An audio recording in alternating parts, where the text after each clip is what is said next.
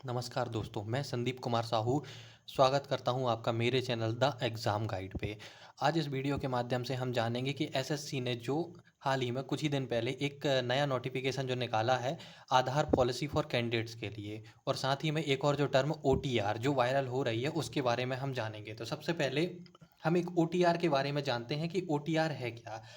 क्या होता है, 17/2/2024 के पहले एसएससी की एक पुरानी वाली साइट है ssc.nic.in। इससे सारे आप एग्जामिनेशन के लिए एप्लीकेशन कर सकते थे, जितने भी आप वो होते थे एसएससी सीजीएल सीएचएसएल के लिए, इससे अप्लाई कर सकते थे। लेकिन 17/2/2024 के बाद से एसएससी ने हमारे लिए एक नई वेबसाइट दी जिसका नाम था ssc.gov.in। ये थी।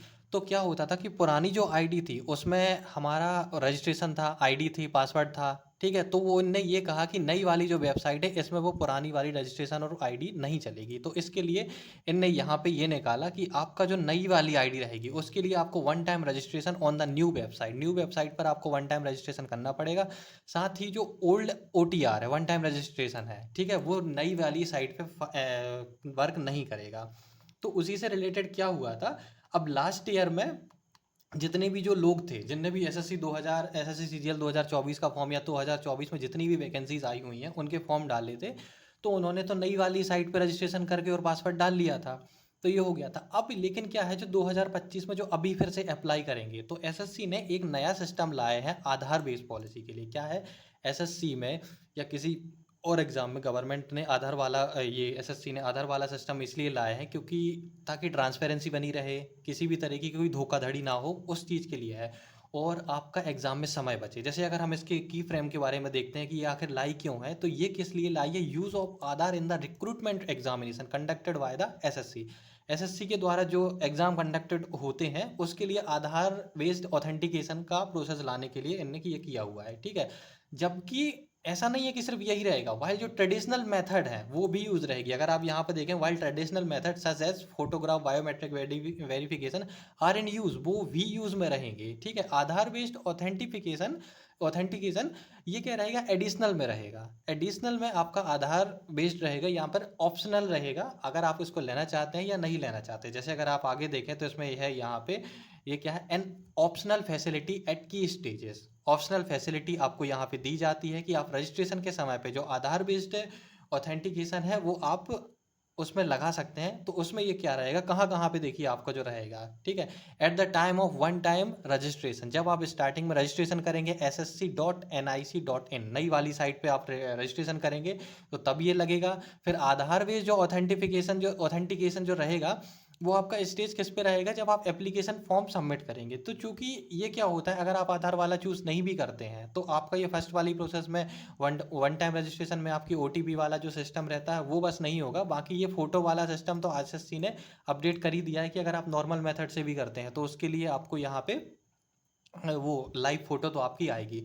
तो यहाँ पे उसकी जगह पे क्या होगा, आधार फेस ऑथेंटिकेशन, वो भी एप्लीकेशन फॉर्म जब आप सबमिट कर रहे हैं, ठीक है। फिर आधार फिंगरप्रिंट और या फिर आइरिस बेस, जो भी आपकी जो आंखों की जो आइरिस होती है ना, आइस की, उसके बेसिस पे जो ऑथेंटिकेशन जो होगा वो कब होगा, जब आप एग्जाम में अपियर हो रहे हैं। सॉरी, मेरे मुंह से काफ़ी बार ऑथेंटिकेशन की जगह ऑथेंटिफिकेशन निकल के आ रहा है। अब जैसे अगर हम देखेंगे आधार ऑथेंटिकेशन ये कब रहेगा, ड्यूरिंग फिजिकल स्टैंडर्ड। मतलब आपको हर स्टेज पर अगर आप आधार को वो करते हैं, आधार को ओटीपी बेस्ड अगर आप रजिस्ट्रेशन करते हैं तो हर स्टेज पर आपको आधार वाला ये सिस्टम मिलेगा, ठीक है। और इसमें एसएससी ने ये भी बोला है कि लोकल स्टेज पर आपका किसी भी प्रकार का आपका डेटा भी जो है वो कहीं भी स्टोर करके नहीं रखा जाएगा, जैसे नाम, फादर नेम, जेंडर, ठीक है, date of birth, address, photograph, ये कुछ नहीं रखा जाएगा। जो भी है यूआईडीएआई की पॉलिसी के थ्रू ही सब चीज़ें की जाएंगी। अब इसके फायदे कुछ दिखाए गए हैं, जैसे candidates who opt for Aadhaar authentication, जो भी कैंडिडेट्स आधार ऑथेंटिकेशन लेते हैं तो उनको क्या रहेगा, यहाँ पे फ्यूअर, कम से कम उनका जल्दी वो होगी, चेकिंग होगी, कम से कम उनका जल्दी से जल्दी एग्ज़ाम वेरिफिकेशन प्रोसेस के थ्रू जब आप एग्ज़ाम पे पहुंचते हैं, फिर आपका काफ़ी प्रोसीजर होता है, आपकी चेकिंग होती है, आपकी फ़ोटो वगैरह मैच करी जाती है, काफ़ी सारी चीज़ें होती हैं। तो इन सब चीज़ों से आप बच सकते हैं, क्योंकि देखिए और भी आगे बताया, such candidates will not be rejected. अब क्या होता है एसएससी में, कभी कभार क्या होता है कि आपने फ़ोटो खिंचवाई तो उसमें कान वगैरह आ जाते हैं, ठीक है, फ़ोटो खिंचवाते समय या कान जो क्या होते हैं बालों से ढक जाते हैं, तो कहीं न कहीं वो एप्लीकेशन रिजेक्ट हो जाती है। ये आपने जो भी पुराने कैंडिडेट्स रहे हैं, उनको ये चीज़ बहुत अच्छे से मालूम है कि एसएससी में इस तरीके से रिजेक्ट हो जाते हैं। लेकिन यहाँ पे रिजेक्ट होने के चांसेस बिल्कुल मिनिमल रहेंगे, क्योंकि एक बार जब आपके आधार बेस्ड ऑथेंटिकेशन अगर हो जाएगा तो आपका पूरा काम ऑनलाइन हो जाएगा यूआईडीएआई वाइज। ठीक है, तो ये सब चीज़ें थोड़ी सी कम हो जाएंगी। फोटोग्राफी सिग्नेचर में भी आपका कम समय लगेगा। ठीक है, एंट्री जब आप करेंगे, ठीक है, तो आपको बहुत जल्दी आने की ज़रूरत नहीं है। ठीक है, allowed entry to the examination when you closer to the closing time, ऐसा कुछ नहीं रहेगा, बहुत ज़्यादा 1-2 घंटे पहले आपको नहीं आना रहेगा। ठीक है, फिजिकल वेरिफिकेशन फॉर्मेलिटी के लिए आपकी जो भी सब चीज़ें हैं वो मिनिमल हो जाएंगी। ठीक है, यदि एक और चीज़, यदि आप आधार वाला ये चूज़ नहीं करते हैं, आधार ऑथेंटिकेशन वाला प्रोसेस अगर आप चूज़ नहीं करते हैं, तो आधार की जगह पे आपको कोई ऑप्शनल दूसरे डॉक्यूमेंट, सपोर्टिंग डॉक्यूमेंट, जिनमें ये आपका name, father name, gender, date of birth, address, photograph, pen, ये सब चीज़ें आपकी होनी चाहिए। तो इनके लिए कुछ डॉक्यूमेंट्स दिए हुए हैं, पैन कार्ड, पासपोर्ट, वोटर, इस तरीके से ये वाली चीज़ें रहेंगी। और जो पर्सन अगर जैसे आधार वाला ऑप्शन नहीं चूज़ करते हैं, तो उन्हें वो नॉर्मल प्रोसेस से गुजरना होगा। Will be required to report at least 2 hours before, 2 घंटे पहले आपको आना है। जो रिपोर्टिंग टाइम होता है उसी के अकॉर्डिंग रहेगा। ठीक है, और this is necessary to allow sufficient time through manual verification. Manual verification में जो पहले समय लगता आ रहा है, आपका वही समय लगेगा। तो आधार बेस्ड अगर आप रजिस्ट्रेशन करते हैं तो इसमें आपका काफ़ी फ़ायदा रहेगा, आपका समय भी कम लगेगा। ये आगे भी कुछ वो पॉलिसीज़ लिखी हुई हैं कि जो स्क्राइब वगैरह जो होते हैं, जो हैंडीकैप होते हैं, फिजिकली हैंडीकैप होते हैं, तो उनके लिए भी आधार बेस्ड यहाँ पे पॉलिसी रहेगी।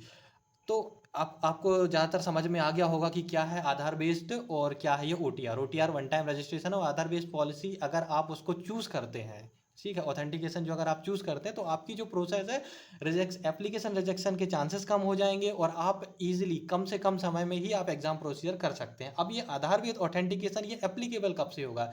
ये होगा 2 जून 2025 से। ठीक है, तो अभी तक जो चल रहा है, अभी आपका नॉर्मल वाला ही चल रहा है, लेकिन 2 जून 2025 से ही और ये नया हो जाएगा।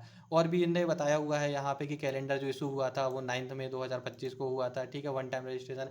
और जो भी आपको पुरानी जो अगर आपका ओटीआर में जो आप है, पुराने जो भी कैंडिडेट्स हैं जिनने अप्लाई किया हुआ है 2024 में एसएससी सीजीएल सीएचएसएल जो भी अप्लाई किया हुआ है, तो उनमें सुधार का आप नॉर्मल तरीके से यहाँ से 31 मई तक कर सकते हैं। उसके बाद से आपको जो भी है आपका वन टाइम रजिस्ट्रेशन, आपका आधार बेस्ड पॉलिसी भी आपकी एप्लीकेबल हो जाएगी 2 जून से।